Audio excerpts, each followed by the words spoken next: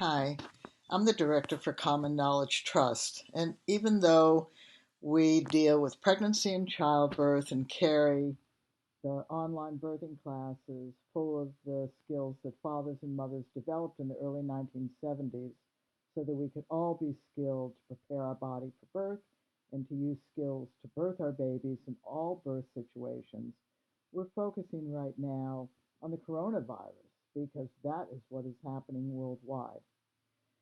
And what we've been saying as an NGO, whose name is Common Knowledge Trust, is that we need to pass on to one another the skills that each of us can use to help protect ourselves and our family, friends, and coworkers and others around us.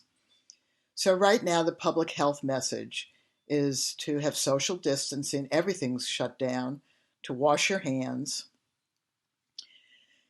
And what happens if you feel sick? So no one's yet addressing that, although my daughter sent me an excellent audio. I'm trying to get a link to that, which comes from physicians in China who've done autopsies and what they're saying. So this is going to start to become more common knowledge, which is what can we do for ourselves? So we're talking about noticing symptoms. So the symptoms of the coronavirus are fatigue, a soreness in the back of the nose or in the throat, not necessarily in the glands, a dry cough, a fever, or shortness of breath. Yet in reality, the virus has been multiplying in us for 3 to 5 days before we get the cough or the fever or the shortness of breath. So what we can do, we have to do as soon as we notice something. So let's talk about what noticing something is. All of us have taken a bite of something.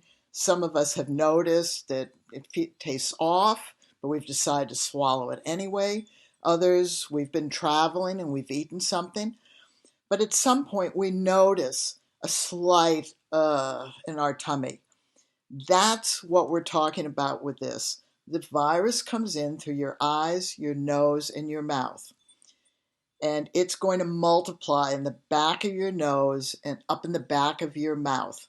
Once it multiplies to an extent, when the viral load gets big enough, it will migrate down into your respiratory system. And that's when you're at risk of getting very, very sick or dying. So it's a question of teaching ourselves and each other to notice. Now it becomes complicated. I, at the moment, have autumn allergies. So I notice that the back of my nose is feeling quite raw now. So I'm using the techniques that would be used for this as well, which is to gargle with slightly warm salt water at least 3 times a day or more until the symptoms ease. So what we need to understand is that we need to notice very soon. And why don't we notice soon? Well, we've developed a habit, and that habit has been a dependency on the medical community. And this is what the habit sounds like. Well, I'm not feeling very well, but I'm going to wait for a few days, and if I get worse, I'll go to the doctor and they'll give me something. And we all know at the moment that the doctors don't know what to do. They can't really prevent this. They're telling us, don't go out, don't do anything, right? That's their prevention. But what if we get sick? So that's that other level of prevention, which is noticing right away and doing something. And why did we choose as Common Knowledge Trust, gargle with slightly salty, warm water at least 3 times a day or more? Because that's what doctors, nurses, and dentists have told us for years. It's no different than them saying to us, if you have a cut, keep it clean. What we know is if we can reduce the bacterial or viral or yeast load, then we don't necessarily get sick or an infection. So with this virus, it is absolutely vitally important that we do not wait until we get fatigue or a dry cough. We've waited 3 to 5 days, as this doctor in China, and I will get the audio link somewhere, somehow, got passed on to my daughter through a friend who also doesn't have the link. And what they were saying is that this disease wrecks your lungs. And so we have to go back and try to prevent it from getting into our lungs. And the way we prevent it from getting into our lungs is noticing whether we have a soreness in the back of our nose and the back of our throat. And then gargling with warm, salty water. Now, other people have said, well, I gargle with colloidal silver. That's okay, or with golden seal, or with hypericum and calendula, or mouthwash, or alcohol. It doesn't really matter. It means noticing and doing something right away. You know, we all watched films where they didn't have pain relief, so they poured whiskey on a wound. Why did they do that? They wanted to prevent infection. This is a virus. We have to prevent it from getting worse. We can't rely on the medical profession, and they must rely on us. It's now our responsibility. We can't self-isolate forever. If you self-isolate for 2 weeks, you're going out into the environment, it's still there. And the chances are it's going to still be there. So we have to take a multiple prong approach. And one approach is us noticing when we have a soreness in the back of our nose and throat, because that's where this virus, like many, breed and multiply, because they like warm, moist, dark places. And so we have to notice sooner and then choose to act right away. And to get all of our family friends and coworkers to be doing this, you are responsible for passing this on. We can pass it on to some degree, but you have to pass it on and have to do it. You have to have a willingness to do it. We have to stop the habit that was, oh, I feel a little bit poorly, but I'm going to wait for a few days, and if I don't get better, I'll go to the doctor and they'll give me something. We have to do something for ourselves. So, what are we saying to you? If you notice a soreness in the back of your nose or your throat, then gargle with slightly warm salt water. You can choose mouthwash if you want. Salt's cheaper, right? So, do that. On this audio tape, they make other suggestions, like if your mouth is dry, drink some warm water. The Chinese don't eat cold foods because they think it makes it harder for your body to then warm up that substance. So it's always best to have warm things. So warm, slightly salt water. Gargle with it at least 3 times a day or whenever you feel that irritation. I also snort up slightly salt water up my nose, or if I had an elderly person who couldn't do that, or a child who couldn't do that, or I didn't want to do it, I would just take slightly salt water and do this and make certain that where the viruses enter first hit an environment they don't particularly like. You can do it with baking soda. You can do it with diluted apple cider vinegar.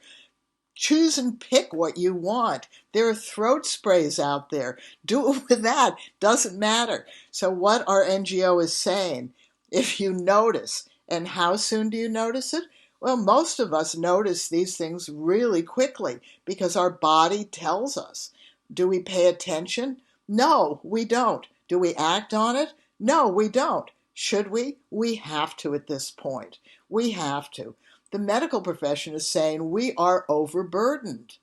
And they're overburdened by people who waited 3 to 5 days and ended up with this virus penetrating their lungs. We have to stop this. It's your responsibility. Now, we posted on Facebook, on a Facebook group yesterday, and we had a lot of people, as we say in the description, coming back at us saying, this is fake news, or this is the natural health scam, right? Or why aren't doctors already telling us? So I want to talk about this. First of all, gargling with slightly warm, salty water. We have been told to do this pretty much worldwide. And if it isn't gargling with warm salt water, it's gargling with something if you have a sore throat, okay? And everybody knows to keep wounds clean if you don't want to have an infection. So this is not fake news. We've all been doing it. Chemotherapy patients have come up to us constantly and said, after chemotherapy, our doctors told us it is essential for you to gargle 3 times a day with slightly salt water so you don't get sick because your immune system is depressed after chemotherapy. And the chemotherapy patients who have come up to me as the director of our NGO have said, I gargled 3 times a day, but others didn't, and they got sick or sicker. And our doctors always praise the ones who did gargle after chemotherapy with slightly salt water 3 times a day because it didn't burden them with the secondary infections. So we know that this is something, if you've had a tooth extraction, you've been told to do this as well. So we know that this is common knowledge. It's not fake news. The other is this a natural health scam? Oh my God. Doctors, dentists, nurses have been telling us for years and years. I'm 75. I grew up just as penicillin became available. What do you think we did before these things? We used simple things like this. And the question which was the most profound was, why have our doctors not telling us to do this if we should? And that's really simple. They are blown out. Okay, there were 2 choices to be made here. Some countries are doing it one way and some the other. The 2 choices were simple. Close everything down, get everybody away from everybody else, and hope like hell this virus just goes away. And that's what the country I'm living in, New Zealand, is doing. Just shut everything down. Okay, and this is what, Wuhan in China did. They shut it all down. And they shut down a lot of activities in other parts of the country as well, even though they now know it's a cluster disease. But they shut it down. Other countries, Mexico, Switzerland, Holland, are using a herd immunity approach. We don't know, and we won't know for a long time, which is better. We will not know. This may come back next year. What are we going to do after isolation? We go out, so we do not know. We don't know what's going to happen out there. What we know is what we can do if we notice in our body that we have a slight soreness in the back of our nose and our throat. We can do something. And what happens if we do that? Well, if you've ever done it and felt better, then you know you feel better. So let's imagine that all of your family knows how to do it. And let's imagine that that information spreads the same way the coronavirus spreads, which is, if you know it, you tell 3 other people, and they tell 3 other people.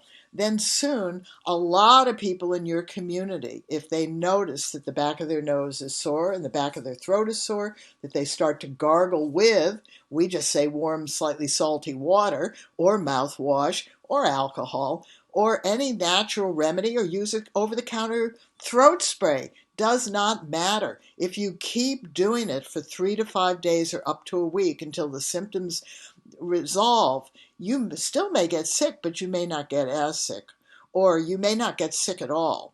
So it's our responsibility to viral spread this how-to, because doctors are so blown out and nurses are so blown out that they are not thinking about what they told us as a simple prophylactic. And we have to now pick up the ball. It's our responsibility to cut down the viral load in our bodies, in our communities.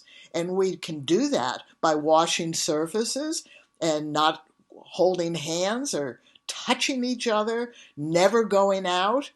But the virus can be anywhere. So the issue is, if we don't feel well, we have to notice that right away and do something. So see you later. I'm getting a phone call.